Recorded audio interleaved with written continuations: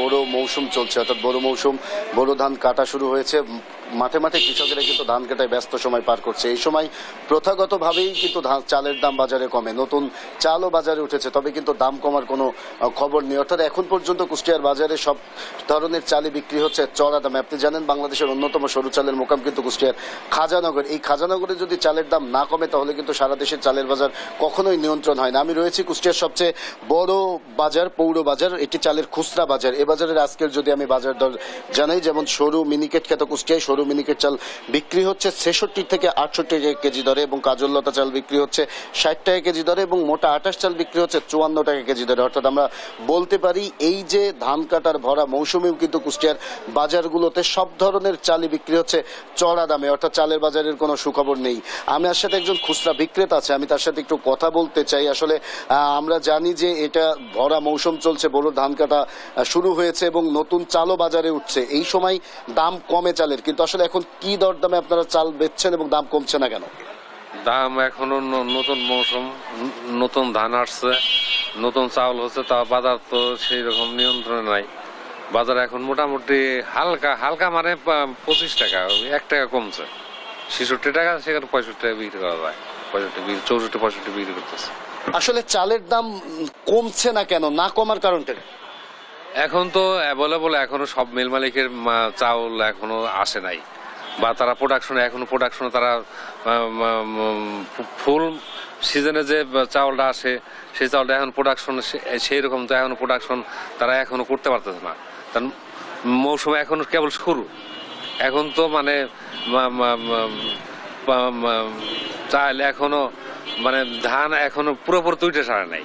যেমনটি শুনছিলেন, আসলে খুচরা বিক্রেতারা যেটি বলছে যে আসলে মৌসুমের এখন কেবল শুরু, তাই কিন্তু পুরোপুরি ধান এখনো ওঠেনি, যার কারণে কিন্তু মিলগুলোতে উৎপাদন শুরু হয়নি সেভাবেই, তাই দাম কমছে না। তবে আমি এ বিষয়ে যারা মিল মালিক রয়েছে কুষ্টিয়ার, তাদের সাথে কথা বলেছি। মিল মালিকদের যেটি দাবি যে বাজারে কিন্তু যে ধানগুলো উঠেছে তার দাম কিন্তু অনেক বেশি, যার কারণে তাদের উৎপাদন খরচ বেড়ে যাচ্ছে, যে কারণে কিন্তু কোনোভাবেই তারা চালের দাম কমাতে পারছে না। তবে তারা আর একটি আভাস দিচ্ছেন যে আসলে এই যে চালের দাম, এটি কিন্তু যদিও হয়তো আর 2-1 দিন বা 1 সপ্তাহ পরে কিছুটা কমলেও কিন্তু 2-3 সপ্তাহ পরে আবারও চালের দাম বেড়ে যাবে। তারা বলছে বাজারে আসলে এবার তীব্র দাবদাহর কারণে কিন্তু ধানের ক্ষতি হয়েছে এবং ধানের সংকট দেখা দেবে এবং ধানের বাজারটি চলা থাকবে, তাই দাম আসলে কমার তেমন কোনো সম্ভাবনা নেই বলেই তারা বলছেন। আমরা জানি যে দীর্ঘদিন ধরেই কিন্তু এই চালের বাজারের যে অস্থিরতা সেটা কিন্তু চলে আসছে। আর বাংলাদেশের অন্যতম সরু চালের মোকাম কিন্তু কুষ্টিয়ার খাজানগর। এখানে প্রায় 400 থেকে 450 চালকল রয়েছে এবং এই চালকলগুলো থেকে কিন্তু প্রতিদিন প্রায় 600 ট্রাক চাল কিন্তু দেশের বিভিন্ন জেলায় চলে যায়। তাই যদি এই চালের বাজার নিয়ন্ত্রণ না করা যায়, তবে কিন্তু দেশের চালের বাজার কোনোভাবেই নিয়ন্ত্রণ করা যাবে না। আর এদিকে দীর্ঘ দিন ধরে এই যে দ্রব্যমূল্যের ঊর্ধ্বগতির বাজারে আবার ভরা মৌসুমে চালের দাম না কমায় কিন্তু এক প্রকার ক্ষুব্ধ সাধারণ ভোক্তারা।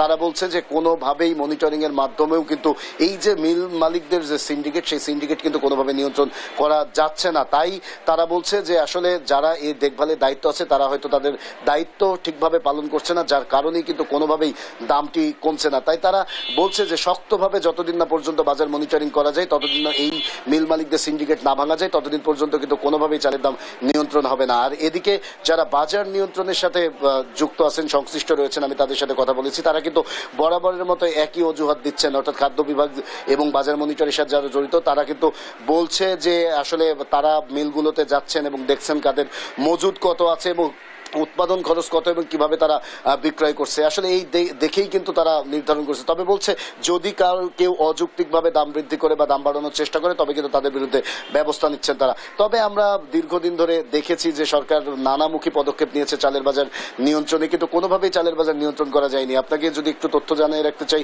যে যখন চালের দাম বাড়ছিল কিছুদিন আগে, তখন কিন্তু মিল মালিকরা বলেছিল যে যখন আবার আগাম ধান কাটা শুরু হবে, অর্থাৎ বড় ধান যখন কাটা শুরু হবে তখন কিন্তু চালের দাম কমবে। কিন্তু এখন কিন্তু বড় মৌসুম চলছে, অর্থাৎ মাঠে মাঠে ধান কাটা শুরু হয়েছে, কৃষকেরা ব্যস্ত সময় পার করছে ধান কাটা নিয়ে। কিন্তু নতুন ধানের যে চাল সেটি কিন্তু বাজারে উঠেছেও, তবে এখন পর্যন্ত দাম কমার কিন্তু কোনো সুখবর নেই। অর্থাৎ সব ধরনের চালই কুষ্টিয়ার বাজারে বিক্রি হচ্ছে চড়া দামে।